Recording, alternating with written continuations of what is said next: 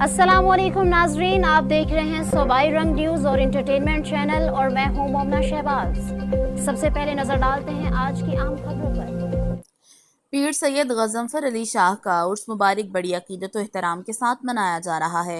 हजारों ज़ायरीन सालाना उर्स मुबारक हाजिरी देने आते हैं। डहरावाला शहर के नवाही गांव 172 मुराद में पीर सैयद गजनफर अली शाह का सालाना उर्स मुबारक बड़ी अकीदत और एहतराम से मनाया जा रहा है, जिसमें दूर दराज से हजारों ज़ायरीन उर्स मुबारक में शिरकत के लिए आते हैं।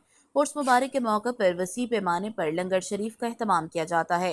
गरूब आफ्ताब के बाद मिलाद शरीफ पर नातिया कलाम, कसीदा और कवाली का सिलसिला शुरू हो जाता है।